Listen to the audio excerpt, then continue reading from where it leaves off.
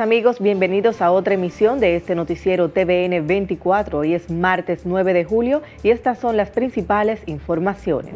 Beryl dejó caos, muerte y destrucción en su paso por el Caribe y Texas.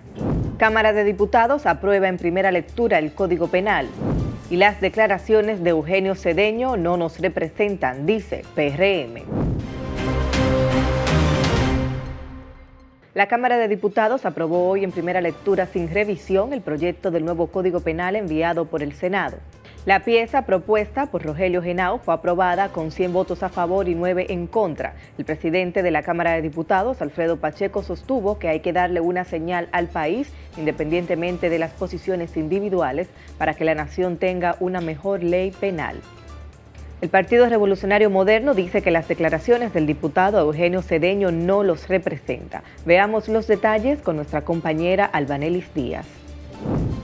El presidente del Partido Revolucionario Moderno PRM, José Ignacio Balista, reaccionó este martes ante las recientes declaraciones que emitió el diputado Eugenio Cedeño en torno a la penalización de la actividad sexual no consentida en el proyecto de ley de Código Penal. Porque en oportunidad una expresión de un legislador puede interpretarse como la posición colectiva de nuestra entidad cuando no es así. Y en el caso de la especie, es una que a nosotros, como presidente del partido, no nos representa. Entre tanto, Carolina Mejía, secretaria general del PRM, expresó que muchos de los legisladores y funcionarios de ese partido hacen comentarios de manera individual y que era importante recalcar que eso no nos representa. Eso no, jamás. Cuando nosotros tenemos una posición oficial, la hacemos saber de esa manera. Por lo que nosotros queremos separarnos de expresiones que son individuales y que jamás en la vida pudieran ser compartidos por el partido. Lo que dijo Eugenio Cedeño sobre la actividad sexual no consentida en la pareja, Eugenio Cedeño manifestó que desde un punto de vista ético y moral no es correcto engañar a la confianza de su esposa. Sin embargo, convertir esto en una norma penal que castigue con 4 a 10 años de prisión a un hombre o a una mujer por quitarse un condón femenino para quedar embarazada no es adecuado.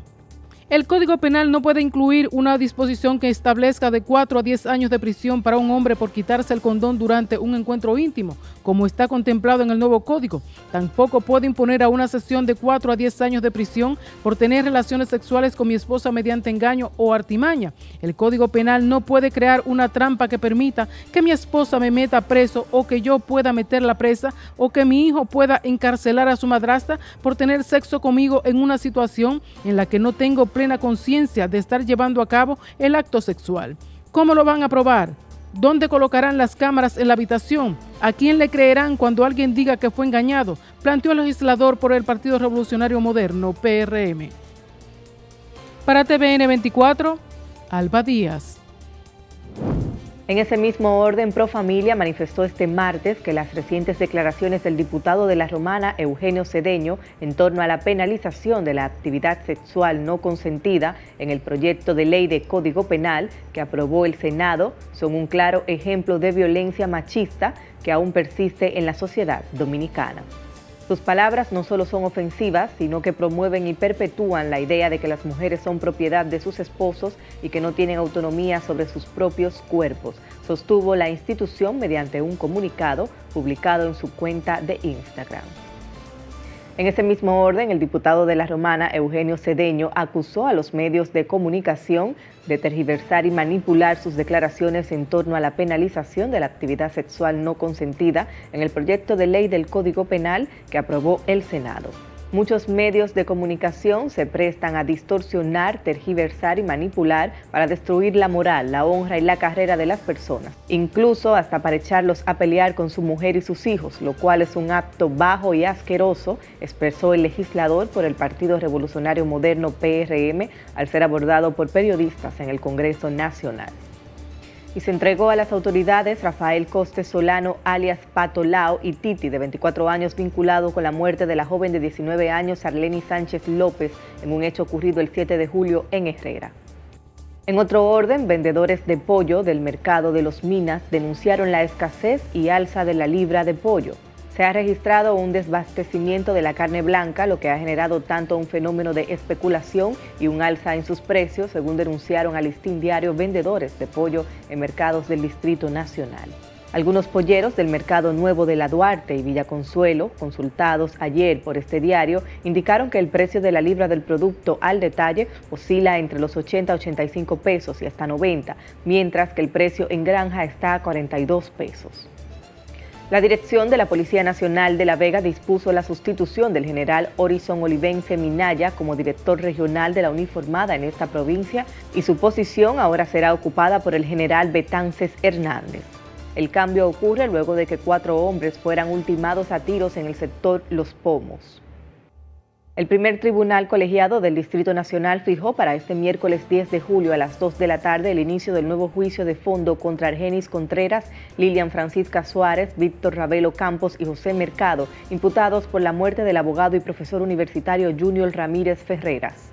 El tribunal tomó la decisión debido a la ausencia del abogado de la imputada Lilian Francisca Suárez, quien alegó supuestas complicaciones médicas sin presentar una excusa formal. En respuesta, la jueza Esmirna Giselle Méndez acogió la solicitud del Ministerio Público y ordenó al abogado justificar su incomparecencia en un plazo de 24 horas.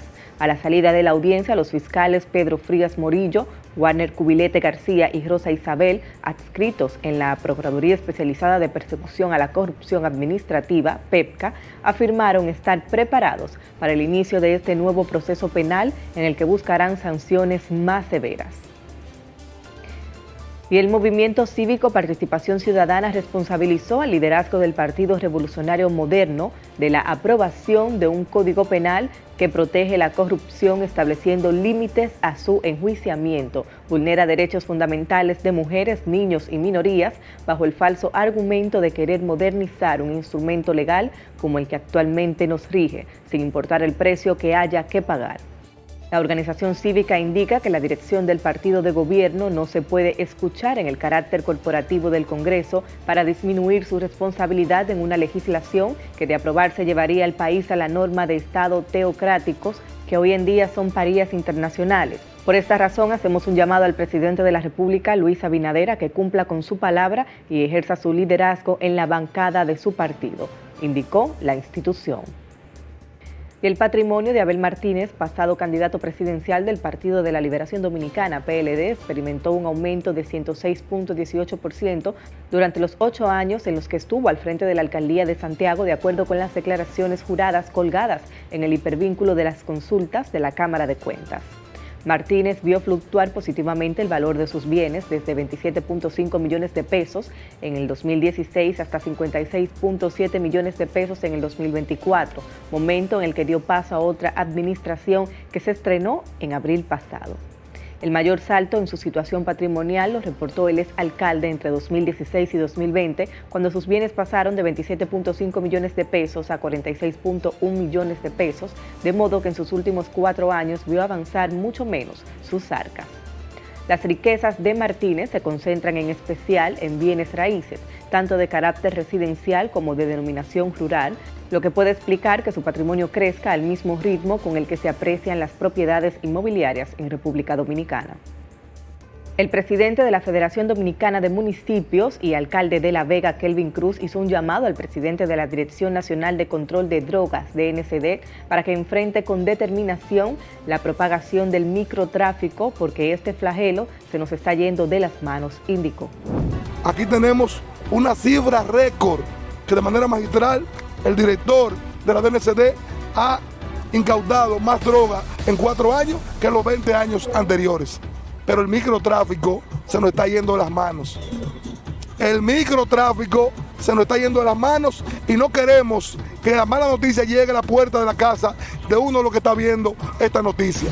Yo hago un llamado a mi amigo, el honorable director de la DNCD, un hombre honorable que ha demostrado capacidad y entrega en la lucha contra el flagelo de las drogas, que le ponga atención a La Vega. Aquí sabemos que hay 4 o 5 puntos que todo el mundo sabe dónde están. Todo el mundo sabe dónde están. Entonces no podemos dejar que llegue el luto a una de las casas de los ciudadanos de bien y hombres y mujeres de trabajo de esta sociedad. Yo solicito que, como ellos han querido llevar su guerra al pueblo, que no respetan la comunidad, entonces que la guerra vaya contra ellos. Y todo el mundo sabe, repito, dónde están. Entonces hay que poner atención a eso. No solo que me voy a comunicar, sino que me da mucha pena, como dije inicialmente, un hombre que se ha entregado, que ha invertido cifras millonarias para elevar la calidad de vida y dignificar la calidad de vida de los policías, tenga una respuesta de esa manera. No se merece el gobierno del presidente Abinader que gente como esta tengan una actitud negativa, que vayan totalmente contrario a lo que se está sembrando, que debe ser amor, paz y respeto para los ciudadanos. Y Margarita Cedeño reaccionó esta tarde a las declaraciones del diputado del Partido Revolucionario Moderno, PRM, Eugenio Cedeño, donde expresa que no se disculpará por sus declaraciones en un programa de televisión donde expresó que su esposa tiene que tener relaciones sexuales con él aunque ella no quiera. La ex vicepresidenta de la República expresó a través de su cuenta de ex, antiguo Twitter, su desagrado a las declaraciones del diputado. Este continuó argumentando que la ley penaliza injustamente a las mujeres en situaciones donde intentan tener relaciones sexuales con sus maridos. Mi más enérgico repudio a las declaraciones del diputado Eugenio Cedeño del PRM oficial en detrimento de la integridad física y las libertades de la mujer. No podemos permitir este atropello machista que pretende justificar la violencia hacia la mujer. El diputado debe pedir perdón, expresó Margarita en su cuenta. Y se registran algunas lluvias con tormentas en Santo Domingo. Vamos a ver los detalles de cómo está el clima con nuestro compañero, el ingeniero meteorólogo Francisco Holguín. Adelante. Con ustedes en la tarde-noche de este martes. Martes, donde las lluvias, los aguaceros con tormentas eléctricas se han dejado sentir en varias provincias del país. Para esta noche y las primeras horas de mañana, miércoles, observemos lo que estará pasando hasta la medianoche. Seguirán las lluvias. Los aguaceros que usted observó que están ocurriendo van a continuar y de una forma gradual irán disminuyendo. Pero atentos la gente de Montecristi, Dajabón, porque ahí se observa que todavía a la medianoche hay condiciones de lluvias. En La Vega, Monseñor Noel, sectores de Santiago, también el noreste. Se ve que el ambiente va a seguir siendo de lluvias en esa parte del noroeste del país y también en la zona de Cabo Haitiano, aquí en esta parte de Haití, y en la llanura costera del Caribe y la zona este de la República Dominicana. Aquí en la capital van a mejorar las condiciones. Lo que usted está sintiendo a esta hora, entre 7 de la noche y 9 de la noche, ya no se ven condiciones de lluvias, pero atentos, porque desde Puerto Rico esta noche estará llegando energía. Y observe usted que en la provincia de la Altagracia, a eso de la medianoche, la madrugada de mañana miércoles, se ven condiciones de lluvias. Y observe usted lo que estará pasando mañana miércoles en las horas matutinas. El panorama meteorológico luce de que mañana en la madrugada en la zona este se estarán generando precipitaciones y en las horas matutinas un panorama similar a lo que usted observó en el día de hoy. Llegará energía y miren ustedes que antes del mediodía ya habrá aguaceros en La Romana, San Pedro de Macorís, se estará nublando en el Gran Santo Domingo, también aquí en María Trinidad Sánchez, en Samaná, en Miches, Sabana de la Mar, la zona del Ceibo Atomayor, en la provincia de Altagracia. O sea que esta madrugada, la madrugada del miércoles, lluvias en la parte este, pero mañana en las horas matutinas y antes de las 12. Así que ya usted puede observar cuál será el panorama que va a predominar antes del mediodía aquí en la parte centro-oeste del país. Y mañana en la tarde se volverán a prender algunas provincias del país. Solo tiene usted que observar lo que nos muestran las herramientas nuevamente para mañana. Lluvias en gran parte del territorio nacional. Observen ustedes cómo vuelve a prenderse la línea noroeste y toda la zona fronteriza, pero también la zona este del país volverá a tener fuertes aguaceros, tormentas eléctricas. Así que si no hay alertas por las autoridades, póngase usted en modo alerta, porque estas lluvias es a usted que le van a hacer daños y usted tiene que estar siempre modo alerta con las inundaciones urbanas, las rurales que se puedan presentar. Muchas gracias, Francisco, por las informaciones. Ahora vamos a una breve pausa y retornamos de inmediato con más en este noticiero TVN 24.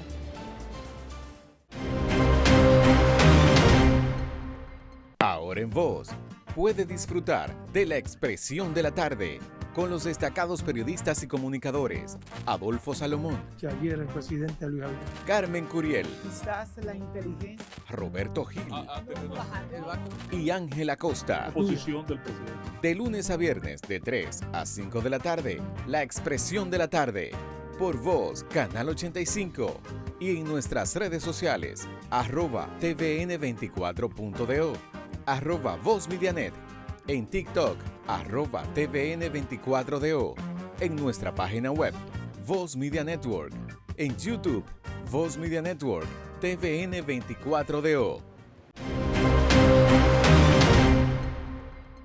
Estamos de regreso y continuamos con las informaciones.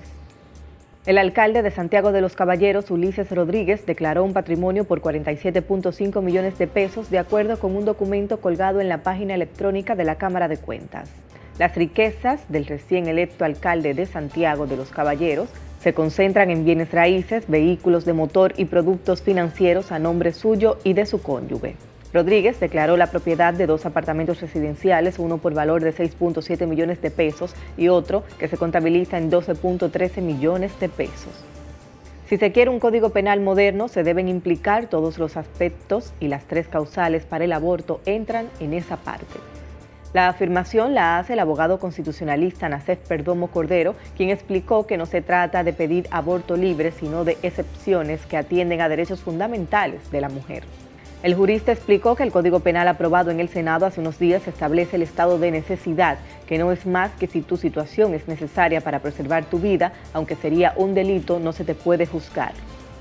Faltando solo 2 días para recibir la certificación de la Junta Central Electoral que lo acredita ganador de la reelección en los comicios de mayo y más de un mes para jurar el nuevo gobierno, el presidente Luis Abinader anunció ayer al país que pronto se conocerán los nuevos funcionarios de esta administración. Presidente, ¿cuándo vienen los nombramientos? Pronto.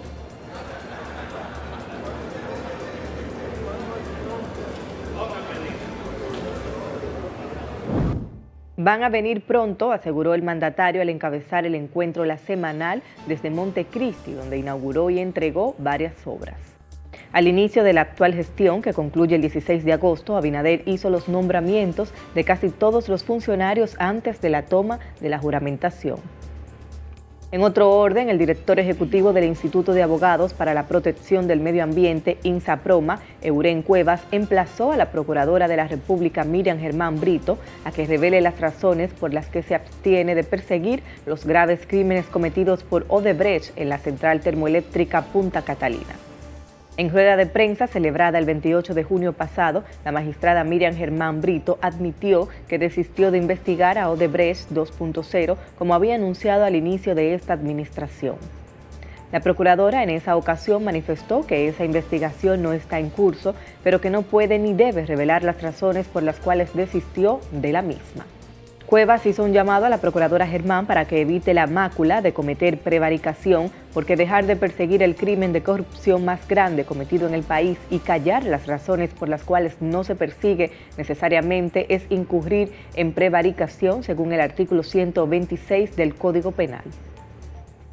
Y el 6º juzgado de la instrucción pautó para el próximo lunes 15 de julio a las 10 de la mañana el conocimiento de la revisión de medida de coerción impuesta contra Emmanuel Rivera Ledesma y demás imputados en el caso de la Operación Nido, debido a la incomparecencia de los imputados que guardan prisión preventiva. El principal imputado, Emmanuel Rivera Ledesma, señalado por el Ministerio Público como el cabecilla de una red que estafó a decenas de personas con proyectos inmobiliarios, cumple 18 meses de prisión preventiva, al igual que Manuel Eduardo Rivera Pichardo, Mirna Catalina Rivera Ledesma y Juan Omar Rosario López. Ahora pasamos a las internacionales. Hay una alarma internacional tras ataque a hospital en Ucrania. Cuerpos de emergencia siguen buscando víctimas del ataque ruso al hospital infantil más grande de Ucrania, hecho que hizo parte de una serie de bombardeos en la capital Kiev. 38 muertos confirmó el presidente de la nación y al menos 200 heridos. Laura Sepúlveda, corresponsal de La Voz de América, nos informa. Este ataque, que interrumpió cirugías de corazón abierto y obligó a que niños pacientes de cáncer fueran atendidos en calles de la capital ucraniana, ha sido el más potente del último trimestre y uno de los peores desde el inicio de la guerra.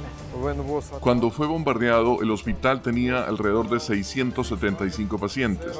No hemos podido suministrar electricidad tanto al edificio nuevo como al antiguo. 4 edificios del hospital están parcialmente destruidos. Actualmente no se puede realizar tratamientos en esas instalaciones y tuvimos que evacuar a los niños de allí. La ONU rechazó contundentemente el ataque que, según sus protocolos, se enmarca como un crimen de guerra. Los hospitales tienen una protección especial según el derecho internacional humanitario. Lo que la organización calificó como ataques sistemáticos al contar ya 1.878 hechos que impactan los servicios de salud, transporte de suministros y pacientes en Ucrania desde febrero de 2022. Dirigir intencionalmente ataques contra un hospital protegido es un crimen de guerra y los perpetradores deben rendir cuentas. Según fotografías publicadas por el Servicio de Seguridad ucraniano, las cuales no han podido ser verificadas por La Voz de América, misiles KH-101, que se caracterizan por volar bajo para evitar la detección de radares, fueron usados por Rusia para los ataques. Según la información entregada, 11 de 13 misiles que habrían sido lanzados fueron interceptados. Laura Sepúlveda, Voz de América. El gobierno de Panamá instaló alambres de púas para detener el flujo de migrantes a través de la selva del Darién, que une a Colombia con Centroamérica y se ha convertido en la ruta de miles de migrantes. La medida provocó la reacción de Colombia. Paula Díaz con el reporte. El nuevo presidente de Panamá, José Raúl Mulino, está comprometido con frenar la inmigración irregular que usa a su país como puente para llegar a territorio estadounidense. Así lo dijo en una visita reciente a la selva. Y uno de los primeros pasos que tomó tras asumir la presidencia fue la instalación de por lo menos 80 metros de alambre de púas en medio del Darién. No voy a permitir que Panamá siga silente ante el mundo respecto de este enorme sacrificio, porque esto no es otra cosa que un gigante sacrificio que está haciendo nuestro país para resolver una crisis que no es nuestra, pero que hoy día es nuestra. La instalación de la cerca de púas causó la reacción de la Defensoría del Pueblo de Colombia, que expresó su preocupación y pidió al gobierno panameño garantizar los derechos humanos y de asilo de los migrantes.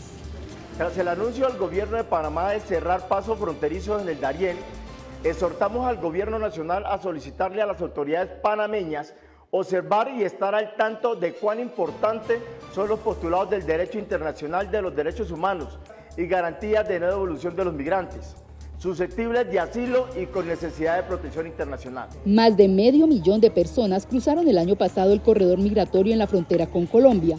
La mayoría de los migrantes procedían de Venezuela, Ecuador, Colombia y China. Eso lo tienen que cerrar desde Colombia, porque nada hace el presidente de acá de Panamá cerrando la parte de Panamá y sigue el trayecto de Colombia. La administración Biden anunció hace una semana la firma de un acuerdo con Panamá de $6 millones para facilitar los vuelos de deportación desde ese país para los migrantes que no tengan una base legal para estar en Panamá. Paula Díaz, Voz de América. Y Beryl dejó caos, muerte y destrucción en su paso por el Caribe y Texas. El número de víctimas supera la decena. Aunque se degradó a tormenta tropical, las autoridades advirtieron que las inundaciones durarían días. Vientos huracanados. Lluvias torrenciales. El huracán Beryl dejó caos, muerte y destrucción a su paso por el Caribe y Texas. A medida que pierde fuerza, se ha degradado a ciclón tropical, algo que no reconforta a quien ha tenido que vivir la devastación. Después, empiezan lentamente las labores de limpieza y los damnificados tratan de rehacer sus vidas. Normalmente somos nosotros quienes ayudamos, pero ahora nos toca a nosotros y es muy abrumador. Los vecinos se apoyan y algunos observan sus viviendas destruidas, que deben ser reconstruidas desde cero. Y en Texas, restablecer los servicios básicos como la energía podría tomar algún tiempo. La reparación durará días. Ha sido una gran tormenta que ha afectado a muchos clientes. Como dijo el gobernador, 2,7 millones en este momento. Va a tomar unos días para que esto se restablezca, así que pido a los tejanos paciencia mientras los equipos hacen todo lo posible para restablecer la energía en todo el estado. Las autoridades advirtieron de que las inundaciones durarían días, mientras los tejanos tratan de evaluar los daños del más temprano de los huracanes. Y ataques rusos dejan casi 40 muertos en Ucrania. La capital ucraniana está de luto tras los bombardeos rusos que dejaron solo allí más de 30 muertos y destruyeron parte del mayor hospital pediátrico del país. Según la Oficina de Naciones Unidas en Kiev, existe gran probabilidad de que el hospital haya sufrido el impacto de un misil ruso. Moscú, por su parte, insiste en que solo ataca objetivos militares. Bienvenidos. Hoy martes es día de luto oficial en Kiev tras los bombardeos del lunes que causaron una treintena de muertos en la ciudad, entre ellos 4 niños. El servicio de inteligencia ucraniano presentó fotografías de los restos de un misil ruso como prueba de la autoría del ataque contra un hospital que resultó parcialmente destruido. Moscú insiste en que solo ataca a objetivos militares. Además de Kiev, la capital de Ucrania, fueron varias las ciudades atacadas el lunes: Dnipro, Kryvyi Rog, Sloviansk y Kramatorsk. En total, 38 personas murieron en todo el país. Kiev insiste a Occidente más apoyo militar para defender sus ciudades y menos limitaciones para poder usar el armamento enviado. Desde la perspectiva ucraniana es deprimente que hagan falta imágenes de la magnitud y el horror de sucesos como el ataque de ayer al hospital infantil para cambiar realmente las percepciones y acelerar la toma de decisiones en las burocracias gubernamentales occidentales. Ministros de los Países Bajos están proporcionando piezas de repuesto para los sistemas Patriot y también los aviones F-16 que Ucrania necesita desesperadamente para derribar misiles, prometiendo redoblar sus esfuerzos para enviar estos suministros con mayor rapidez. Portavoces del gobierno estadounidense han declarado que habrá una respuesta clara de Washington a Putin tras el ataque de ayer. Sin embargo, no ha habido ningún cambio en la postura de que a los ucranianos solo se les permite utilizar armas estadounidenses contra territorio ruso en una franja de 100 kilómetros. No se les permite usar armas estadounidenses para atacar, por ejemplo, aeródromos rusos que se utilizan para lanzar ataques contra Ucrania. Esto sigue siendo una decepción para Ucrania, pero existe la esperanza de que el país reciba pronto más de esos sistemas Patriot que han demostrado ser tan importantes en la defensa de las ciudades ucranianas. Actualmente solo disponen de un puñado de estos sistemas, lo que significa que cuando derriban misiles, los restos caen sobre las ciudades, suponiendo un gran peligro para las personas que realizan sus actividades cotidianas. Vamos a hablar con la doctora Domitila Sagramoso, que es experta en temas de seguridad del King's College de Londres. Muchas gracias por estar con nosotros. Mientras siguen las acusaciones cruzadas, la primera pregunta que quería hacerle es si es materialmente posible blindar las ciudades ucranianas. Es muy difícil porque, como ha explicado su corresponsal, los ucranianos no tienen suficiente capacidad o no han sido ayudados suficientemente con la entrega de estructuras de defensa aérea. Entonces tienen que seleccionar cuáles son los objetivos que quieren proteger. Y en una situación como se encuentra Ucrania en este momento, los objetivos militares son obviamente necesarios para que se deben proteger, porque son necesarios para llevar adelante el esfuerzo bélico.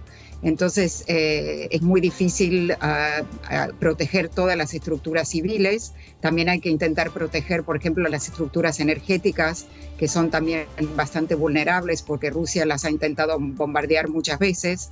Y entonces en estas situaciones se hace muy difícil proteger todas las estructuras civiles, sobre todo regiones como por ejemplo donde se encuentran hospitales que lamentablemente pueden ser digamos objetivos de un ataque como en este caso. Y en cuanto a este caso puntual, desde el punto de vista de las normas de la guerra o el derecho internacional, lo pregunto porque hay discusiones sobre la autoría. ¿Hay diferencia entre un ataque deliberado a un hospital o que el daño se produzca por acción de las defensas antiaéreas? Seguramente hay una diferencia, pero en este caso creo que ya no hay ninguna duda que se trata de un misil crucero Hinsal 101 ruso, que ha atacado. No se sabe si ha sido el objetivo principal este hospital, pero seguramente el ataque ha ocurrido en una zona donde había un hospital. Entonces, por lo tanto, podemos considerar este ataque como un ataque que ha violado las convenciones de Ginebra y en el cual seguramente estamos hablando se puede hablar, digamos, de crímenes de guerra. Esto se puede distinguir, por ejemplo, el resultado de un no digamos de un ataque, pero del debris que se causa cuando se dispara una defensa antiaérea. Obviamente hay una diferencia, pero lo importante es reconocer que en este caso ha habido un ataque en el centro de una ciudad, en una zona civil. Entonces creo que no hay mucha duda. También surge la pregunta si se encuentran, por ejemplo, digamos, soldados en un hospital. Ellos ya no pueden ser considerados como objetivos militares válidos, porque ya un soldado que se encuentra en un hospital entra, digamos, dentro de la categoría de protección, como también los civiles. Así que en este caso, digamos que no hay ninguna duda que se trataría, digamos, de lo que se llama una violación directa de la Convención de Ginebra, pero en este caso no es nuevo, digamos, en Rusia ha ocurrido tantas veces que ellos han atacado hospitales. Esto ha ocurrido también, por ejemplo, en la guerra en Siria, en Alepo. Esto no es realmente una novedad. Y en cuanto a esta dinámica de momentos de mayor intensidad en los ataques de Rusia o mayores avances, ¿usted cree que estos ataques de ayer tienen una razón, el momento, la oportunidad? Seguramente es importante reconocer que esto ocurre, digamos, justo antes de la cumbre o el día anterior del inicio de la cumbre de la OTAN en Washington. Entonces aquí seguramente el gobierno ruso está intentando enviar un mensaje para desmoralizar a la población, al gobierno también, y para enviar un mensaje a los líderes de la OTAN que Rusia, digamos, no se desistirá en sus intenciones de continuar esta guerra en modo también bastante brutal. O sea que acá hay un mensaje claro. Lo que también es interesante analizar es que Rusia ha también, en cierto modo, ha mejorado su modo de atacar porque ha logrado muchas veces saturar el sistema. Entonces la segunda ola de ataques es la que realmente logra muchas veces atacar el objetivo inicial deseado. Entonces se combinan estos dos factores, digamos, por un lado el deseo de enviar un mensaje claro y por otro lado la capacidad, digamos, de realmente causar mucho daño y demostrar que los gobiernos occidentales no tienen realmente la capacidad de proteger a Ucrania, aunque la consideran, digamos, no un aliado como miembro de la OTAN, pero seguramente como un partner estratégico. Doctora Domitila Sagramoso, muchísimas gracias. Y la Cancillería de Haití deplora haitianos son víctimas de maltrato en República Dominicana. El Ministerio de Asuntos Exteriores y Asuntos Religiosos de Haití denunció que ciudadanos de ese país son víctimas de maltrato en la zona fronteriza del lado dominicano.